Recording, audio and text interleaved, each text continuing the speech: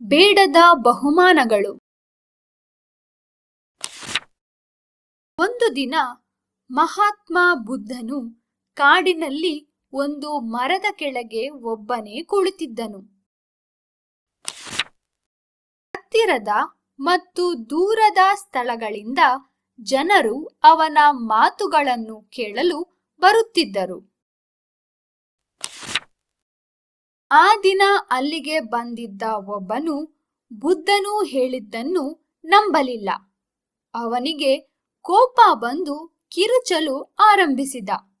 ಮೋಸಗಾರ, ಸುಳ್ಳ! ಬುದ್ಧನು ಮುಗುಳ್ನಗುತ್ತಾ ಕುಳಿತಿದ್ದನು. ಅವನ ಕಿರುಚಾಟವನ್ನು ಮೌನವಾಗಿ ಕೇಳುತ್ತಿದ್ದನು.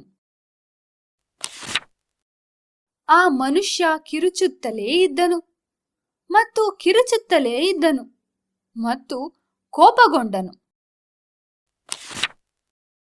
ಬಹು ಬೇಗನೆ ಅವನಲ್ಲಿ ಮಾತನಾಡಲು ಯಾವ ಶಬ್ದಗಳೂ ಉಳಿದಿರಲಿಲ್ಲ ಮತ್ತು ಅವನಿಗೆ ಕಿರುಚಿ ಕಿರುಚಿ ಸುಸ್ತಾಗತೊಡಗಿತು. ಅಲ್ಲಿ ನೆರೆದಿದ್ದ ಜನರಿಗೆ ಇದು ಸಹಿಸಲಾಗಲಿಲ್ಲ. ಅವನನ್ನು ತಡೆಯಲು ಪ್ರಯತ್ನಪಟ್ಟರು, ಆದರೆ ಅವರ ಮಾತನ್ನು ಕೇಳಲಿಲ್ಲ. ಈಗಲೂ ಮೌನವಾಗಿದ್ದನು. ಆ ಮನುಷ್ಯ ಸುಮ್ಮನಾದಾಗ ಬುದ್ಧನು ಅವನನ್ನು ಮುಗುಳ್ನಗುತ್ತಾ ಕೇಳಿದನು, ಮುಗಿಯಿತೇ ನಿನ್ನ ಮಾತು? ಅವನು ಹೇಳಿದ, ನೀನು ನಿಜವಾಗಿಯೂ ಕೆಟ್ಟವನು. ನಿನಗೆ ನಾಚಿಕೆಯಿಲ್ಲ. ನೀನು ತೆಗಳುತ್ತಿದ್ದಾಗಲೂ ನಿನಗೆ ಬೈಯುತ್ತಿದ್ದಾಗಲೂ ನೀನು ಮುಗುಳ್ನಗುತ್ತಾ ಕುಳಿತಿದ್ದೆ.